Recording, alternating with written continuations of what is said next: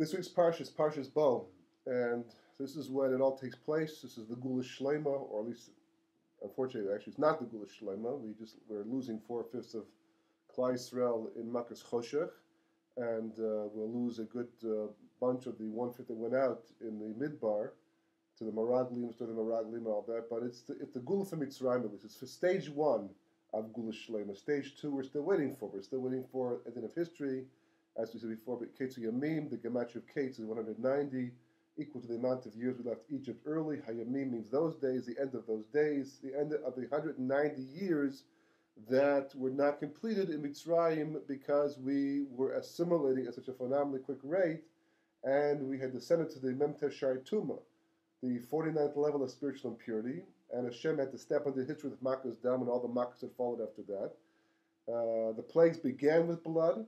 The plagues end with blood in this week's parsha by putting the Dam Milah, the Bris Milah that we have to do in order to be able to eat the Korban Pesach, and the blood that we put on the mezuzot and the mashkov, the doorposts, and that piece above there, the door itself. So indicating the difference between in the beginning, the first blood was to indicate that the Jewish people had sunken down to the level of Dam only. Adam is Aleph, Dalet, Mem. Aleph symbolizes the neshama, Dam symbolizes the physical element of mankind, the physicality, the materialism of mankind. And when a person ceases to be spiritual enough, the Aleph is said to become smaller, and the result is going to be that they become very materialistic, very physical, like the world is today, very much so.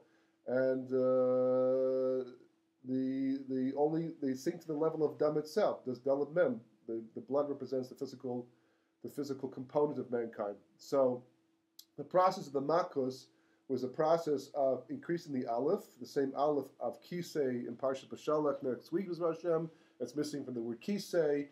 The same Aleph that's small in Vayikra, the first pasuk of Vayikra, because this Aleph represents the spiritual, godly component of man. We're made in the image of God. That's the image of God part that we're always constantly trying to develop, to bring out.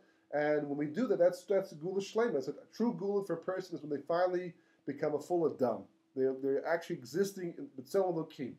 And that's the Aleph Dalet Mem. So the Gematria of Adam is the same as Gula, which means when a person becomes an Adam, the proper amount of both the spiritual and the physical combined together, that is true. That's true cheres. That's true freedom, which is what the Makos and the whole Exodus story and the whole Galus Mitzrayim and all of history, for that matter, is just about developing the proper balance between the Aleph and the Dal and the Mem, which we're always struggling with. Mankind is always struggling with, and it's even more difficult today because there's so much talking to the Dam part of man, meaning that there's so much fun, there's so much game, so much to do, physically distracting, and it gets a person to start focusing on developing the Aleph, the spiritual component. Even the Torah will itself has become very distracted by the Dam part of history, and we're trying to rise above that.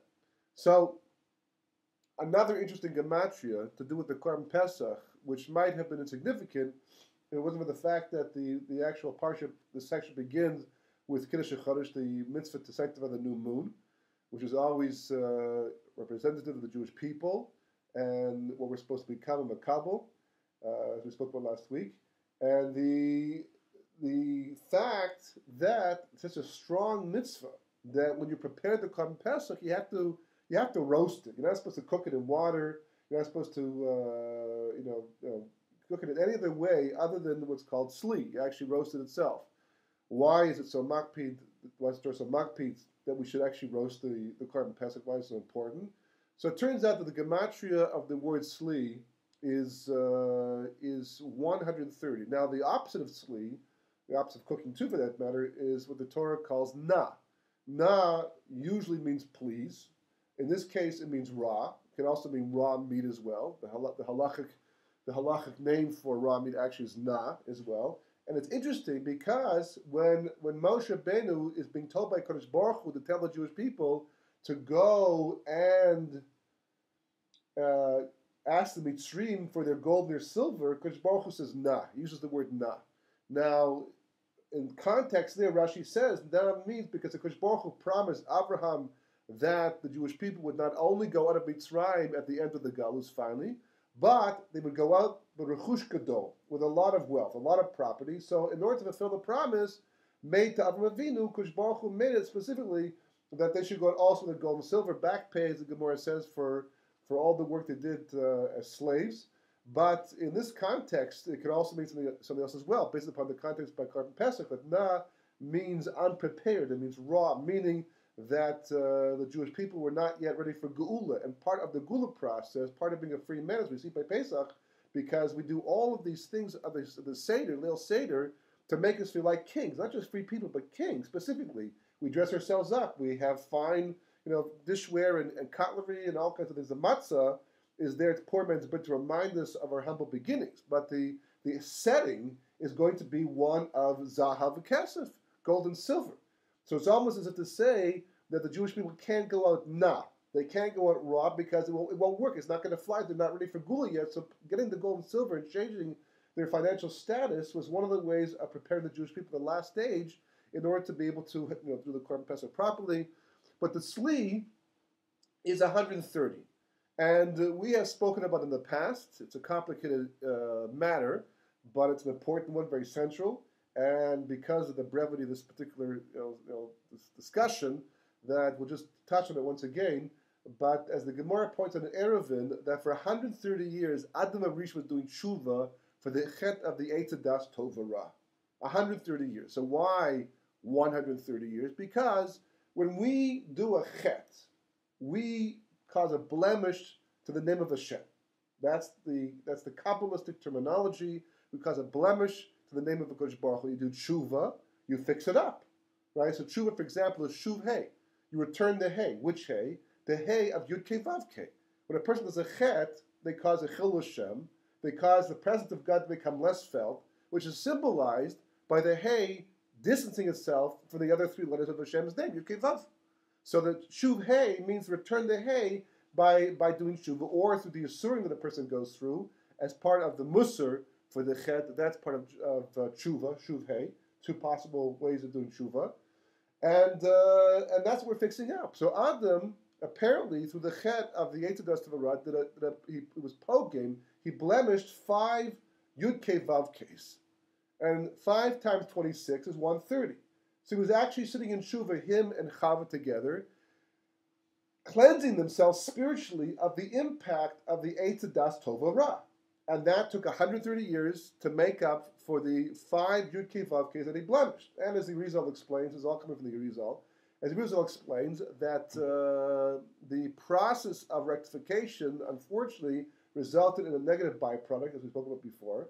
And that negative byproduct was the creation of Shidim Richim Elil, the Gemara in Eruvin says. It's not my own opinion. It's not just Kabbalah. In fact, the Gemara is actually alluding to this in a few places. The Gemara gets Kabbalistic, very few places. And but the Gemara does not explain what happened to those souls. Now, the Rizal does, all based upon Masorah, Kabbalah, and those souls come back as Dor Mabul, they're wiped away. It's their first tikkun. Their second tikkun, they come back as Dor Haflaga, right? All the things that go wrong in mankind are because of these souls that eventually that Adam created through his tshuva. They were bodiless in the beginning, but they eventually came back as Gilgulim, as people, and they were not the kind of company you want to keep if you want to grow spiritually. And they caused the Mabul, they caused Dor Flaga, eventually come back in Stom. And interesting enough, when Lot is fleeing from Stom, and he wants to stay in a place that's not with Avram, because he's afraid to go back to Abraham, because by comparison he looked like a Rasha, as Rashi points out, that Gemara pointed as well, that he says, he also uses Lashon Na. Please let me go to this smaller place that's not yet filled, it's full of evil. So I can at least look like a tzaddik while living amongst these not such righteous people. He gets his request. And the Gemara dashes out Na because it takes 52 years before a city reaches its full of evil, rishus, and Na is 1 year short of that. So Lot was not in fact choosing the right place to go, but he was granted it. But again, the Na itself could be an allusion to these neshamas, because Dor Stom was also the result of these neshamas being rectified, fixed up. The next generation, as the Rizal explains, was the ones that were fixed up because there were different levels of these neshamas. Some more charif than others, some more more destructive, more spiritually damaged than the others were. And the lighter ones, the ones that were already rectified through all these Gilgulim and Tikkunim that they went through historically, they came back as Bnei Yaakov, believe it or not. They became back as the sons of Yaakov Avinu, and the rest of them came back as Mitzrayim Egyptians. And as the Rizal explains, that's the reason why. I'm going very, very fast over here. We went in more detail before the past, but it's it's not. We don't have to go through the whole thing all over again because the main point is coming up, and that is that Yosef had all the Mitzrayim do bris milah to get their food during the famine in order to get them in order to surface these neshamas, because as long as they're still in the bris milah, which of course is part of the mitzvah Korban Pesach, they could not yet fulfill their spiritual potential to become takim, rectified. So he had bris milah. So Yaakov comes down at what age? 130 years of age, because he's coming to fix up his souls. That's what it's all about.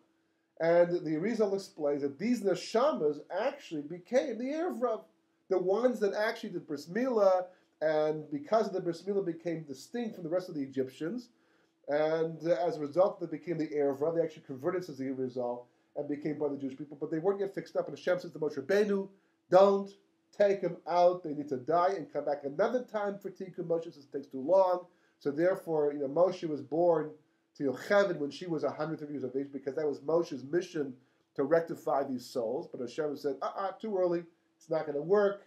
So therefore, the golden calf results, and it says Mishkala and the things they brought for the Mishkan to rectify, to make up for the golden calf, all allude to Moshe and the Kuflamet, the 130 of the Tikkun, the Erev Rav, and all these neshamas. So when it says Sli, that the gematria is equal to 130, then we can also assume that this is also to allude to the fact that the Korban Pesach and whatever is taking place in this process is also for the sake of rectifying these neshamas. The Sli aspect, the fact that you have to roast it as opposed to cook it, is an allusion to the fact that this is also part of the process of rectifying, completing the process of cooking. Shouldn't be raw, so to speak. Shouldn't be but not even mevushal. It should be actually a complete tikkun for the Kuf Lamed years, and those neshamas that were created during the Kuf Lamed years.